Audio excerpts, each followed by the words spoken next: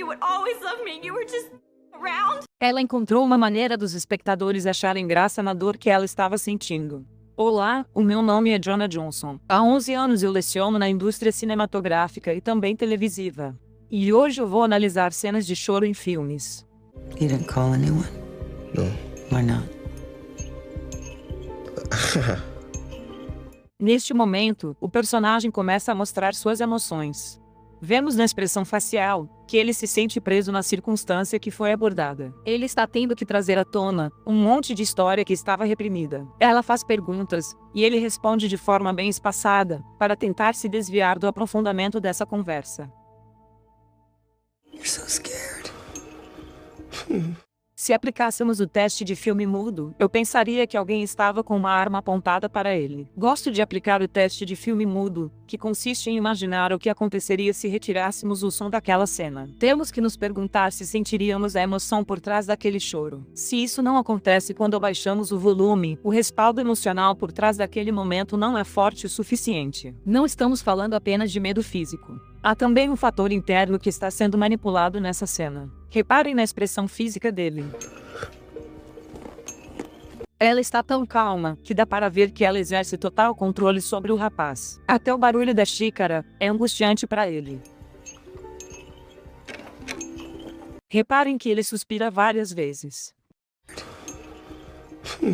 Vemos que ele luta a todo momento para tentar recuperar o controle da situação. Isso é o que vemos claramente através das expressões faciais do ator, pois elas acumulam tensão até o final da cena. Sink into the floor. Wait. Sink. That matters, Peter. Vemos a construção desse tipo de choro feio. Dá para ver a clara transição do queixo, e como ele se curva e dá essa tremidinha. Os lábios também acompanham e fazem esse arco enquanto tremem.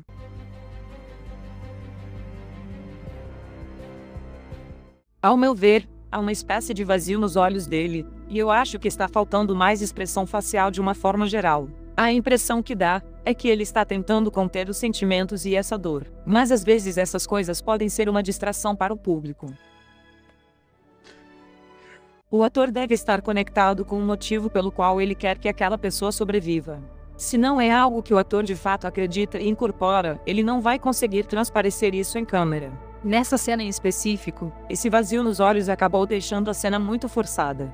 Fico imaginando o que pensaríamos se assistíssemos a cena sem a música triste. Para mim, ficou parecendo que alguém disse não para ele. E ele não gostou nada disso. Está parecendo um menino mimado fazendo birra. A expressão não corresponde à circunstância que ele está vivendo, e nem demonstra o peso que é perder um amigo de verdade. So when you said that you would always love me, you were just sticking around? Ela encontrou uma maneira dos espectadores acharem graça na dor que ela sentia. Eles estão em um restaurante, e esse geralmente é um ambiente romântico onde as pessoas costumam cuidar da própria vida. Essa cena transcorre muito bem com esses trejeitos e também com os gritinhos que ela dá. And he just got engaged to a Vanderbilt, for Christ's sake. Escutem os barulhinhos que ela faz. I am under law. Isso é para chamar a atenção e para deixá-lo desconfortável. Vamos imaginar a mesma situação, mas digamos que eles estivessem em um estádio de futebol. Provavelmente ninguém ao redor dela seria afetado, muito menos seu companheiro. Nessa cena, a atriz faz um ótimo trabalho, contrastando com a imagem que o companheiro dela passa. Ele tenta passar esse ar de prestígio e reputação ilibada. Let me in. Se fizermos o teste de filme mudo e tirarmos o volume, nós veremos o desespero. Dá para sentir o desespero. As expressões faciais dele nessa atuação realmente se destacaram muito. Dá para ver também que a forma como ele cai e desliza remete naturalmente a esse sofrimento e desespero. I need some money real bad. Graças à sua interpretação. Não é preciso assistir ao filme todo para saber que ele está mal por escolhas equivocadas. Dá para ver pela variação de tom na voz dele e pelas inflexões. I'll do anything. I'll be a good boy. Dá pra notar que a garganta dele está ressecada e isso é resultado de uma possível desidratação por falta de alimento e falta de água. Aqui dá para ver que quando ele chega nesse ponto da cena, não importa quem esteja do outro lado daquela porta. Nem importa se de fato tem alguém. Aqui ele é forçado a se adaptar às circunstâncias em que ele mesmo se colocou, e que mais do que nunca ele está no fundo do poço. Leonardo fez um ótimo trabalho ao conseguir expressar isso usando o rosto.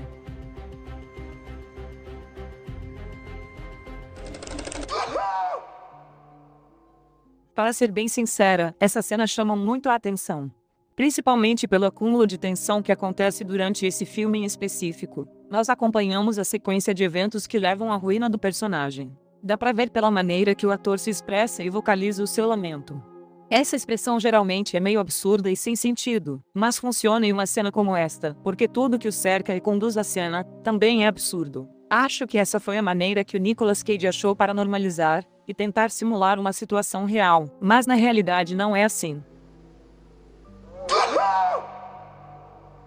Quando alguém fala essa expressão de choro, como boa boa, geralmente é em tom baixo e desanimado. O que dá a impressão é que o choro dele estava reprimido e na hora que saiu, foi muito alto e bem expressivo. Na verdade, isso me leva a pensar que parece alguém cujo estado mental não está coerente com o que estamos acostumados a ver nas pessoas. Ele consegue falar muito usando a linguagem corporal. O cabelo despenteado, o peso que ele parece carregar, os ombros meio encolhidos e ao mesmo tempo tensos. Então ele utiliza muitas das táticas do filme mudo, onde fisicamente tudo tem que ser exagerado e forçado em termos de expressão. Você tem que compensar a falta de palavras, com expressões ainda mais marcadas.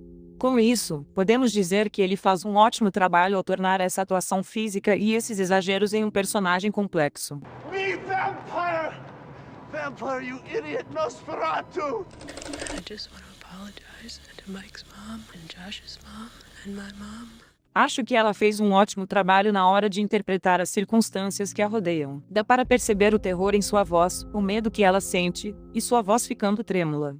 I am so sorry. A câmera está extremamente próxima ao rosto dela. A gente consegue ver até as pupilas. Como espectadores, nós somos capazes de ver o horror e sentir esse medo projetado através dos olhos dela nessa interpretação. Não apenas pelas lágrimas, mas também pela forma como ela fica olhando ao redor. Vejam ela olhando apreensiva para os lados. Vemos também a secreção caindo do nariz dela. Isso significa que a atriz acumulou uma tensão interna, e isso permitiu a secreção involuntária. Esta cena em específico, definitivamente passa naquele teste de filme mudo. Vemos a transição de uma simples lágrima, até a secreção e os olhos cerrados. Ela aperta os olhos bem forte, porque não quer olhar ao seu redor e ver alguma coisa aterrorizante que possa ameaçá-la. Ela está encurralada neste lugar escuro. A personagem faz a gente sentir que está naquele momento, e como atriz, não tem coisa mais gratificante.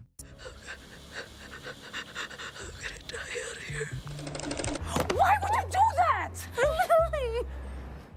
Aqui nós vemos que a personagem de Constance Wu está revelando para a personagem da Jennifer Lopez que ela aceitou o acordo com o fiscal para que sua filha não tivesse que crescer sem a mãe por perto, e claramente a personagem da Jennifer Lopez se compadece por também ser mãe solo. Eu acho que a tática do filme mudo funciona muito bem nesse caso. Basta baixar todo o volume e observar as expressões em ambas as faces. Esse é o momento em que a raiva se transforma em compreensão. O queixo dela treme, seu rosto muda, e sua expressão se suaviza.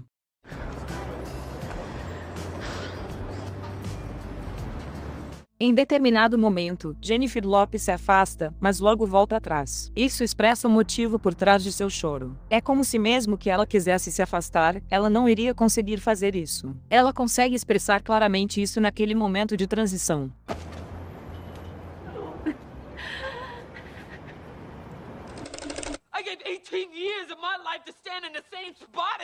Este momento é um ponto de ruptura para ela. Todo o ressentimento acaba vindo à tona. Vem até de forma grotesca, com a secreção vindo inclusive antes das lágrimas. Isso foi muito interessante. Don't you think I ever wanted other things? Don't you think I had dreams and hopes? What about my life? What about me? Se eu tirasse todo o som dessa cena, eu tenho a impressão de que eu a veria como uma pessoa completamente desolada. Isso fez com que não houvesse uma brecha para que ele entrasse ou intervisse na conversa. Também sinto que ela está escutando a si mesma em voz alta. Ela está tendo que confrontar coisas que ela mesma nunca expressou e que veio reprimindo esse tempo todo. I gave everything I had to try and erase the doubt that you wasn't the... No final desta cena, vejo que o motivo muda um pouco. Me parece que ela está distraída em seus próprios pensamentos. Ela nos leva a pensar isso ao mudar completamente. Parece até que ela está se lembrando de algo. the finest man in the world, and wherever you was going, I was gonna be there with you because you was my husband. Vejam que ela olha para baixo. Ela não faz contato visual, e muito menos se conecta com ele. Neste momento ela está revivendo as coisas. Graças a isso, podemos ter uma noção do que ela teve que fazer para poder manter esse casamento, e para ela conseguir manter uma relação com ele durante todos esses anos. And everything I've worked for in my entire life is going. Ela está interpretando uma personagem que descobriu uma enfermidade. A sua circunstância atual é algo absolutamente incontrolável. Ela faz um ótimo trabalho ao transmitir essa incerteza no seu comportamento, baseada no que ela sente. Veja como ela vocaliza esse diálogo e fica titubeando na hora de escolher as palavras. No, I know what I'm feeling. I know what it's feeling, and it feels like my brain is dying. O motivo dela é que ela precisa de um aliado. Vemos nos olhos dela que ela está defendendo o próprio caso. Ela está em uma posição onde sua testa está para frente. Quando ela faz isso, ela se retrai em seguida. Nesse momento, podemos ver sua boca começar a murmurar enquanto ela entrega o diálogo. And everything I've worked for in my entire life is going. Ela deixou isso ficar acumulado até agora, e só então ela se permite ser ajudada para que consiga passar por essa situação. Ele é bem compreensível. Esse é o tipo de cena que implica em uma pausa. A Julianne Moore faz um ótimo trabalho ao fazer essa mudança. Ela permite que sua forma de pensar se modifique. Esta cena claramente passa no teste de filme mudo, pois enxergamos a transição no diálogo. Dá para perceber isso apenas olhando as imagens. Fica explícito que quando a câmera volta a focar nela e ela se deixa envolver nos braços dele, que muito provavelmente ele tenha feito algo que a convidasse a ter essa atitude mais complacente.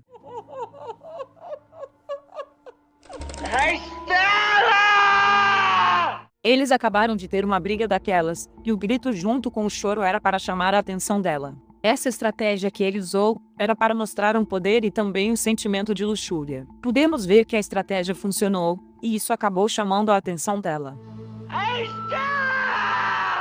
Notamos que apesar de sua personalidade forte e selvagem, ele está aflito sem ela. Se prestarmos atenção ao poder que tem o seu tom de voz, podemos escutar alguns traços de incerteza. Dá para perceber traços de culpa, arrependimento, e eu diria que alguns indícios de desespero também.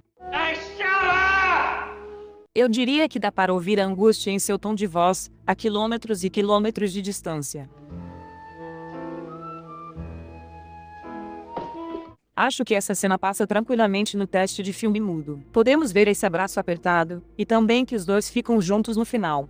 Apesar de no início termos visto ele tomando a frente e assumindo o controle da situação, vemos como os papéis dos atores se inverteram. Nesse momento, ela está por cima dele. Ele está meio que aninhado, bem nas pernas dela. Hi, I'm Mary. The series Good and Bad Acting. Let us know in the comments what other types of scenes you'd like to see acting coaches break down. And don't forget to hit subscribe.